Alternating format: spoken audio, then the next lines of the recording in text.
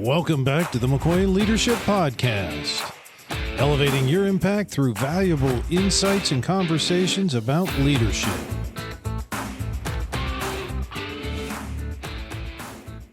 Welcome back to another episode of the McCoy Leadership Podcast. Today, we are super excited to have Isabelle Fortin with us. Isabelle has started in the Royal Canadian Air Force, and then for the next decade, she's developed her communication skills and learned critical leadership skills by attending the prestigious Royal Canadian Leadership School. And then she transitioned into the corporate world, and she's been training leaders and talking about leadership for some time now. So with that, I'm going to flip it over to Isabelle, and you can give a little bit better of an introduction and tell us a little bit about your background in the Royal Canadian Air Force. Well, thank you for having me. I'm so excited to be here. Yeah, right out of high school, I joined the Air Force because it was the family business. Both my parents had served, and actually that's how they met. And when I joined, my brother was an Air Force pilot. So there was just no questions. You get out of high school, you join the military, and that's just what we did. And I did a decade or close to a decade. And it gave me great sense of accomplishment and a great sense of purpose, because there's nothing like being in service of your country to give you purpose, right? Like to be willing to die for your country. But on a day-to-day, my actual job was getting a little bit boring, and I didn't see what else I can do within the organization that would actually tickle my fancy. So I figured, hey, let's, the majority of people don't serve and they, earn a living. So let's get out and see what's out there. And when I did, I was absolutely struck by how very little leadership skills the leaders that I had, the bosses that I had, actually had.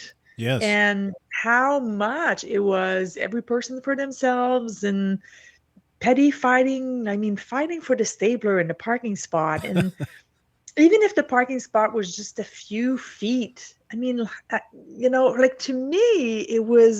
was dumbfounded. It was like, how lazy are you that, you're fighting to save 5 steps? It took me a long time to understand that it wasn't about the 5 steps. It was about what the parking spot meant and what it represented for that person.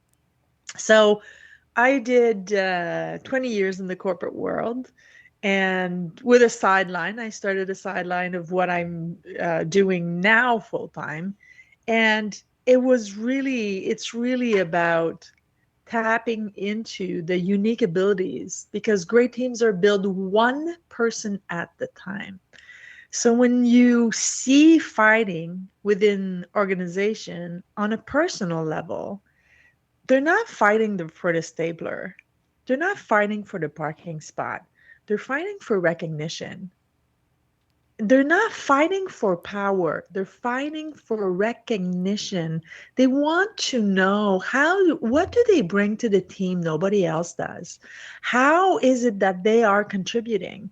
Because in my experience, and I've dealt with a lot of teams now, I've worked with a lot of people, and in my experience, most of them, I'd say 98% of them actually want to be part of a team. They want to contribute. They want to work for the greater good. They want to work for the organization as long as they feel they are supported and they know what makes them special. And there's always something. So that's what brought me here, is by having insane amount of bad bosses to no fault of their own. Leadership is a skill. And in the corporate world, most corporations don't teach that skill. They take the best salesman and they say, hey, he's good at sales. We're going to promote them. We're going to put them in charge of the sales department. Well, sales is a skill, and so is management, and so is leadership. but they don't provide the necessary training for these people to develop their leadership skills. So that's, where I saw the gap. And I figured, you know what? I know a thing or two about leadership. Let's see what I can do in here. Let's see how I can help people. And that's what I'm still excited about. You mentioned something there that just made me think a little bit. You said, you train leaders one at a time, right? Yeah. And so what you're saying is you can't just send all the people you want to be a leader to a class that you saw online and expect when they're going to come back, they'll be leaders. I mean, no. Are you sure? I mean, I know a lot of people do this, right? Well, a lot of people read books too. True. And I'm not saying books are bad. I'm saying people read the book and then they do the workshop and then nothing changes or very little changes. Or if it does change, the change doesn't last. So workshops are great. And if you put a lot of people, let's say, I've held workshops of 250 people, but I make sure that I follow up with them and I provide them with a plan on how to apply this on a daily basis. Because naturally, they will go back to what is easy, and command and control is easy. It's easy on the leader. It's not easy on the employees, but it's easy on the leader. So if you're not going to follow up and follow through, then I'm sorry, but you wasted your money. What's your experience? How long do you think? I believe as well that when you're training somebody, you need to allow the proper time for them to apply whatever those skills are that you're giving them. And then you need to follow up with them and see where the hiccups are, because like you said, it's tough and sometimes you're going to have trouble. What's your experience? How long does it take to take a great floor employee that is the best you have at, sales, manufacturing, whatever it is, they're the best you got, and you want to move them into management? How long does that take? I don't have an answer for you, unfortunately, because it depends on the person and it depends on the company culture. Yep. So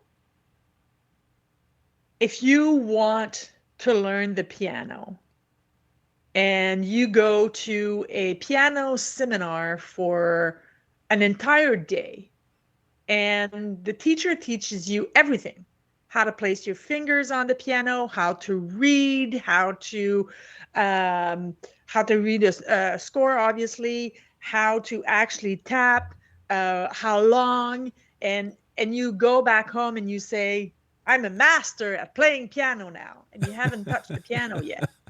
How good are you going to be? And yet you possess all the information because the workshop gave it all to you. It's a daily practice.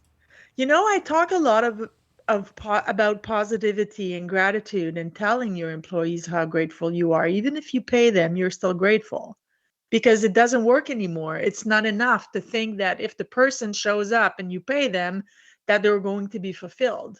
It's not enough anymore. It doesn't work anymore. It used to, because it wasn't command and control. It was fear and control back then. Now people are looking for more. They're looking to contribute. They're looking for something meaningful. They're looking for a purpose. So you have to be able to give it to them. So I've had a leader that I worked with, and and he knows that of course, his name always remains anonymous, but he knows I use him as an example. One day he said, "Oh, Isabelle, you're going to talk to me about gratitude again, and you're going to talk to me about positivity again." And he says, "I told him I was grateful." I said, "Oh, okay. How long ago?" He said, "Well, and I could see it had been a while. And I know, because I'm working with his team too." And he said, "Well, how often do I have to, tell them I'm grateful and show appreciation?" I said, "Did you take a shower this morning?" He said, "Yeah." I said, "Did you take a shower yesterday morning?" He said, "Yeah." I said, "Did you take a shower the day before?" He said, "Isabelle, don't be stupid. I shower every day." And then I stopped and I looked at him and I waited. And he went, okay, I get it. So it's the same thing. You go to a workshop, even the greatest workshops ever. You go for a weekend seminar and you learn all the skills. And first of all, it's way too much information at once. You can't retain it all. Yep. Most of the people take the binders and all the information and all the notes that they took and they put it in their, and in their cupboards or, on a shelf so they can prove to everybody in the office that they got that training, but they never reopen their notes and they never reread ever again. So how long does it take? I don't know. How coachable is that person? Yes. How is that person allowing themselves to make mistakes, fail, and try again? How often are they going to say, oh, you know what? I think there's something here I'm supposed to do. Damn, I can't remember what it is. Let me go back to my book. Or let me call Isabelle and see, Isabelle, I'm having this problem with this employee. What was it that you suggested in this kind of environment? Yep. So there's no answer to your question. It's an X factor. But it takes more than a day. Oh, goodness gracious. And I'm still working. I've been in a leadership position all of my adult life, and I'm still working on my leadership skill because every single person on my team needs, and that's the key word, needs to be led differently. Yep.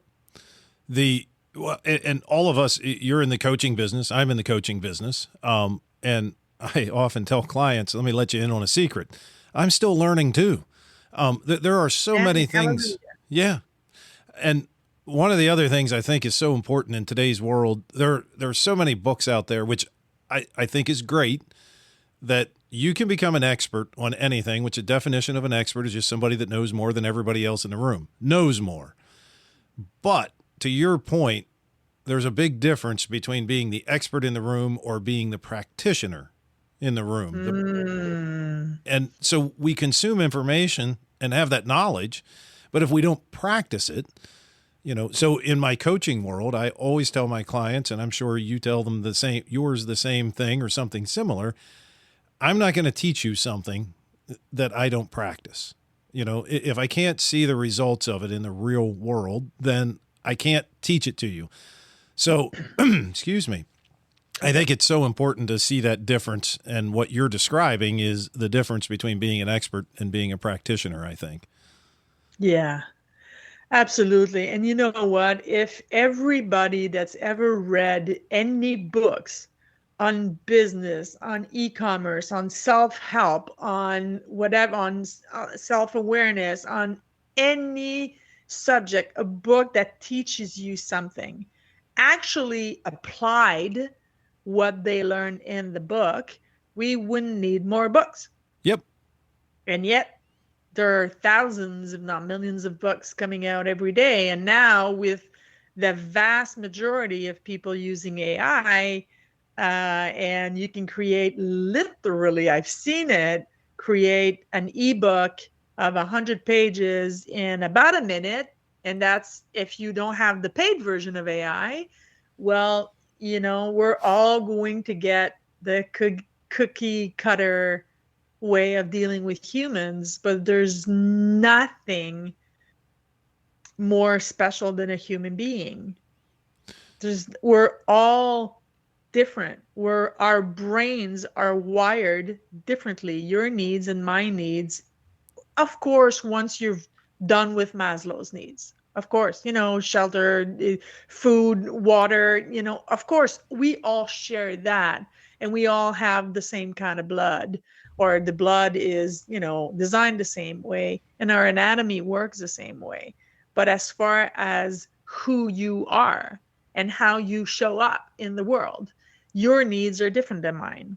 So if I want to lead you properly, or I want to communicate with you properly, efficiently it would be a better word actually, then I need to know what makes you tick, because it's not about me. Even if I pay you, it's not about me, it's about you. And that's still an extremely big misconception about leadership nowadays. Leadership is not about getting things done. It is about supporting the people who does the job. It's not about, oh yeah, but I didn't get this report. No, support them.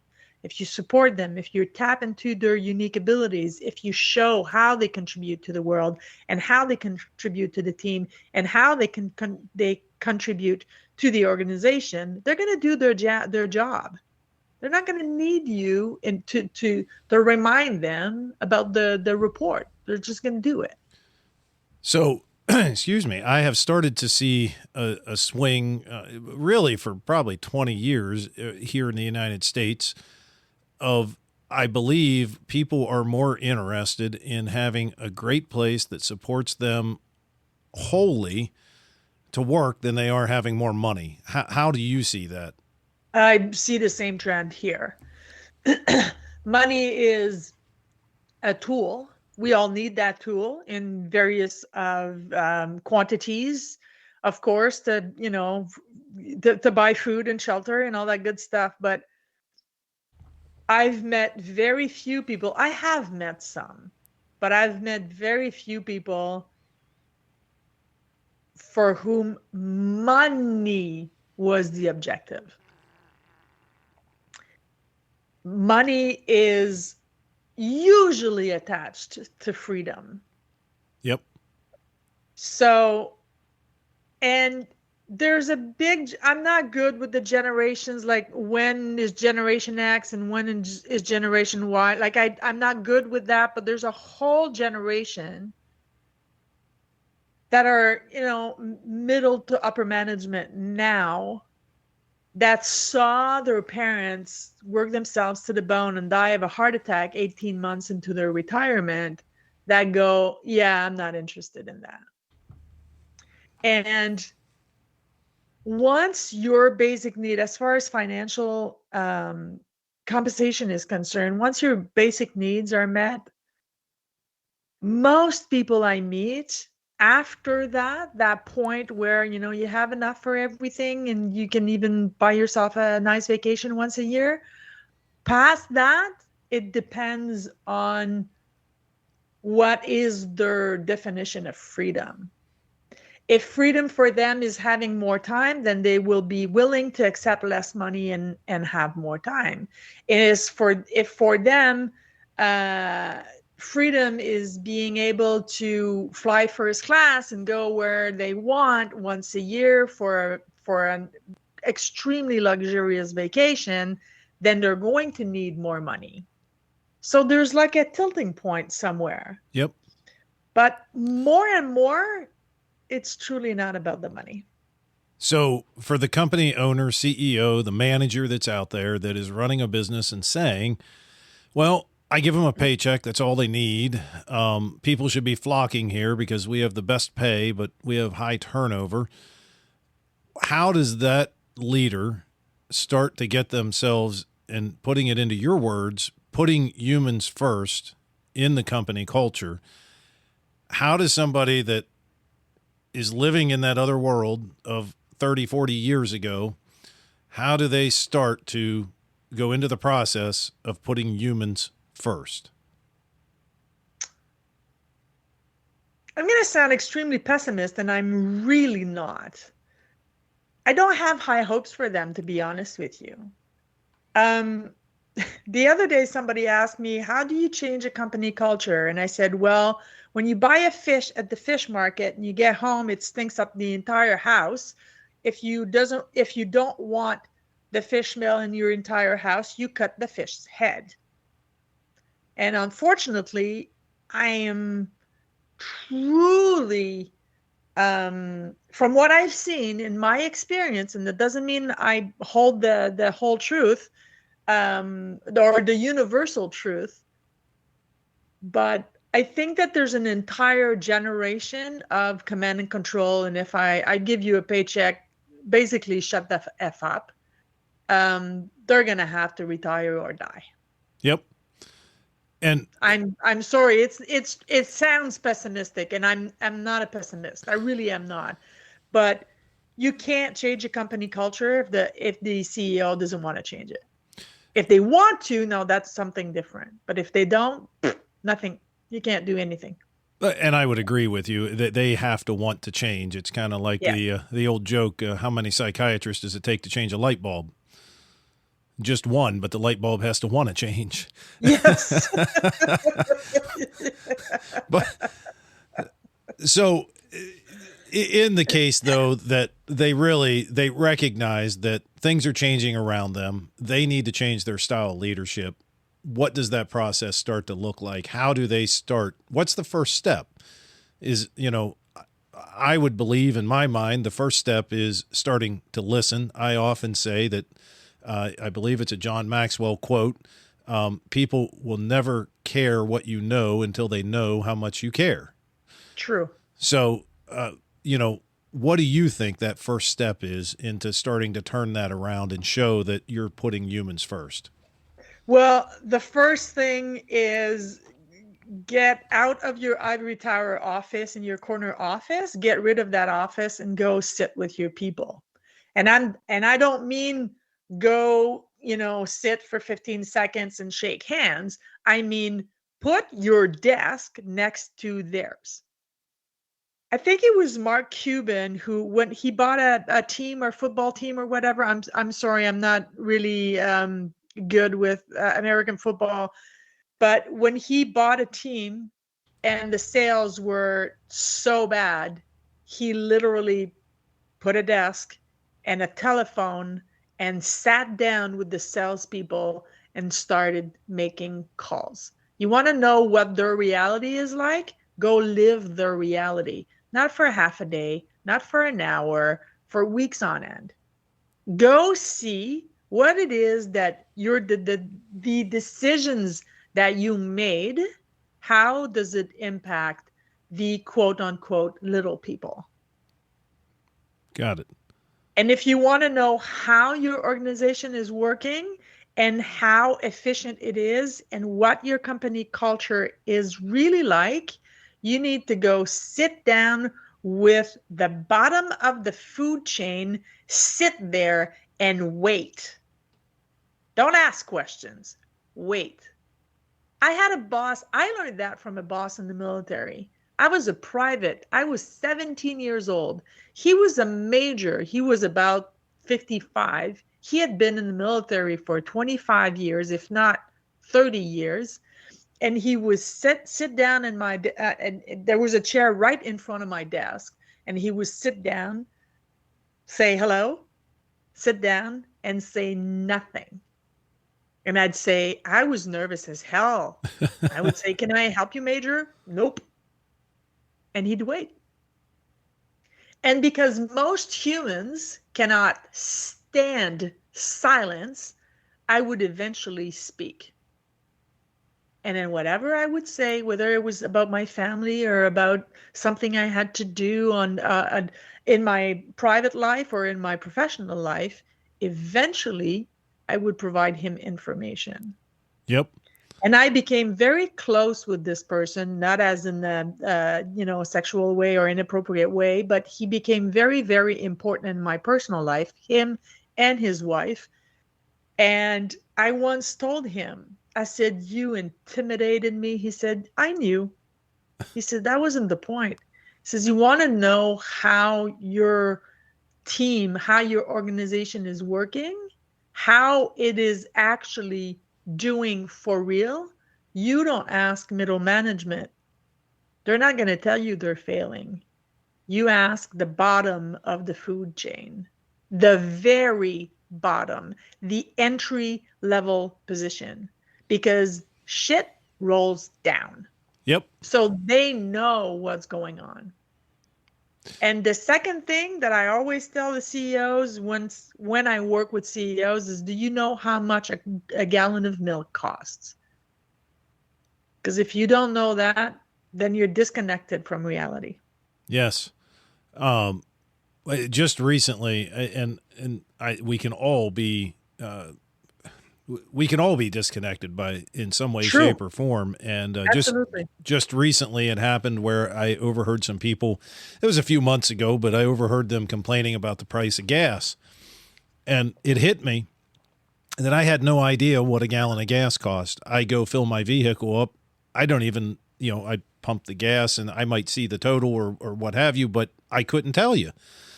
And so I realized that that's just one of those things that, along with, like you said, the gallon of milk, to pay attention to, because that is where people are, having struggles throughout. And when you don't do your growth, and I mean, I don't blame people who have money that not, you don't have to be extremely wealthy to not know how much the gallon of water of milk costs. You're just in a financial comfortable position where you don't have to worry. You put the gas in the car and you pay up, and then that's the end of that. I mean, you don't have to be a millionaire to have that attitude. But when you do your grocery shopping and you see one of your employees, because that's happened to a leader that I worked with, for some strange reason, he usually doesn't do his grocery shopping, but for some strange reason, he had to go to the grocery store. He said, Isabelle, I almost cried. He said, because I saw one of my employees do her grocery shopping with a calculator. Yep. And he said she never saw me, and thank God. And he said, I went back to the office and I looked at how much she was being paid. And he said, I'm ashamed to tell you, I didn't know. Yep. I did not know. I knew how much we paid overall in salaries per year, but I didn't know how much the entry level people and how much the middle management made and how much and he said, I just didn't know. She says that person is employed full time and should not have to calculate to the penny does she have enough money to eat. And that's what it means to know how much a gallon of milk costs. That's what it means. Yep. I often coach people to manage by walking around rather than, to the point, get out, talk to people, walk around.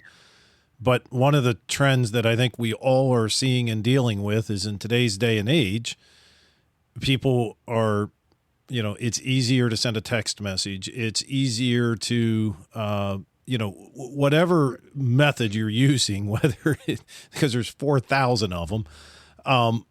How do you see that impacting putting humans first? Is technology hurting us or helping us as businesses? It's both. Yep. It's doing both. Yeah. And I work, the new trend since COVID is I get a lot of leaders calling me and say, Isabelle, how do I create a team spirit? They've never met one another.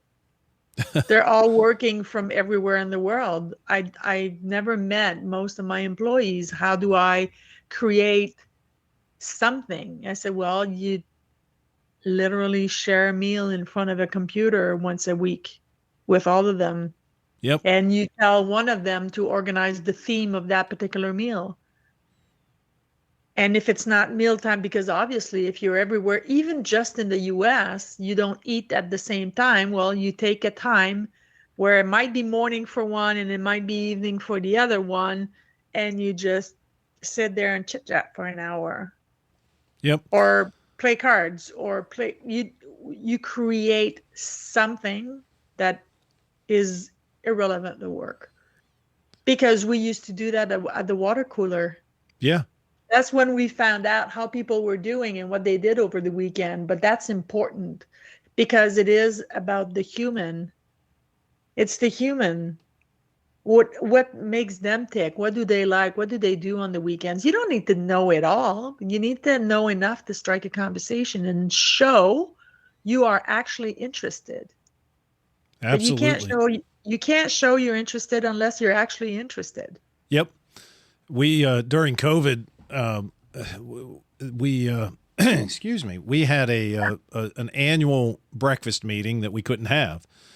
And so I was thinking about it and how am I going to do this? So I went out and bought freeze-dried hiking meals mailed to everybody's house with directions. And at any rate, on the day of that meeting, we had a breakfast meeting. And people kind of laughed at first, but it worked. It Yes. was a way to connect when we couldn't connect any other way. Yeah. So the one thing I want to touch on a little bit, because I know you have some great insight into what is the difference. So if you apply all of these things, you put the human first, there's also a difference between having a good team and having a high performing team. True. What makes that difference in your mind from just having a good team? So you're kind of hitting most of these things. What's the one or two things that makes the difference between a good team and a high performing team? It's going to sound like I'm scrapping everything I've just said, but I'll explain and it's going to make sense. It's mission first. What do I mean by that? I keep saying that you have to be a human-centered and human first kind of a leader. What I mean by mission first is when I was in the military, if you'd been serving for 5 years and you were on a mission and somebody was a newbie and been in the military for 2 months and yet was better at doing something in particular than you were, when you got to the field, they got to do that stuff. Because if they're better at it than you naturally, that means it is their natural ability, and therefore it's going to be done quicker, and he's going to be happier at doing it than you are. Because as a human, that's the way I am, and most people I meet are the same way. I'm extremely efficient when I like doing things. Yep. And I'm extremely efficient when I'm good at something. So tapping into the unique abilities is exactly that. If employee, let's call her Bridget, is very data oriented, she's a good researcher and she likes to be alone in her office, almost with the blinds on, and all she wants to do is look at data all day, and you don't give her everything that has to do with data, but instead you say, well, no, this person has been here 7 years, so she's doing that report, not understanding that every time you ask her to that other employee, let's call her Carol, you ask Carol to do that report, she'd rather have a root canal. Why not give it to Bridget? Yep. So that's what I mean when I say the mission comes first. Makes Because sense. when you look at the big picture, and that's one of the things that I do with my leaders, is I have them, and they hate that exercise. All of them. I've never had one leader say, oh, that's going to be fun. I have them make a list of every task and how often does it need to be done. Every single one. And I don't want to know whose job it is to do that task. Like at the moment, I don't want to know. I just want to know the task. And then we go, okay, so who's better equipped for each task? Who? Because I've met every single person on the team. So who is going to do that more efficiently and actually enjoy it? And from that moment forward, this is the person who's going to do that job. So what that requires is that everybody puts their ego aside. Yep. Because the mission comes first. And when everybody comes together for the common good and they contribute to the best of their abilities, then magic happens every single time. And that's when, and that's when everybody is starting to enjoy a little bit more. So one of the questions that we always ask all of our guests is, what is their go-to management or leadership book that they've continually went back to over the years? There are two, and the first one is Dare to Lead by Brené Brown. And the second one is Leaders Eat Last by Simon Sinek. And I love both of these people and what their message, the message that they share with the world. As far as leadership is concerned, I have I read the one by Simon Sinek more often. I have read the one by Simon Sinek more often, but they are both.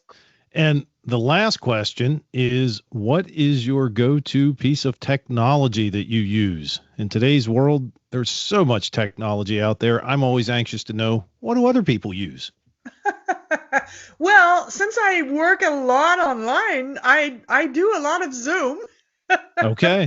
I'm on Zoom a lot. I find it very I don't know, it's easier for me to navigate on Zoom than it is on any other platform as far as video conference is concerned and workshops are concerned. And as far as AI, I I maybe I shouldn't say that. I don't want to get in trouble. I I never get great answers from ChatGPT. Yep. I don't know if it's the prompt that I use are incorrect or it hasn't, gotten to know me enough. And I used to use Claude.ai a lot, and it's very, very good. And I just discovered Perplexity, and it's gotten to know me faster than all of them combined. So I'm shifting to Perplexity a little bit now. Okay. So where can people find out more about you if they want to get in contact with you or utilize some of the principles that you've talked about today? Well, the best way to get a hold of me is through my website. The name of the website is againsttheordinary.org, all together. Okay. And my social media, my preferred social media is LinkedIn. So the name is Isabelle Fortin, and I have purple hair, so I'm pretty easy to find. Well, Isabelle, it has been great having you on today. We appreciate you coming on, and I think we have a few more things we could probably unpack. Maybe we can get you back on for another episode. Anytime. And for our listeners, until next time, don't forget to check out our social media on LinkedIn, Facebook, and our website. So until next time, thank you.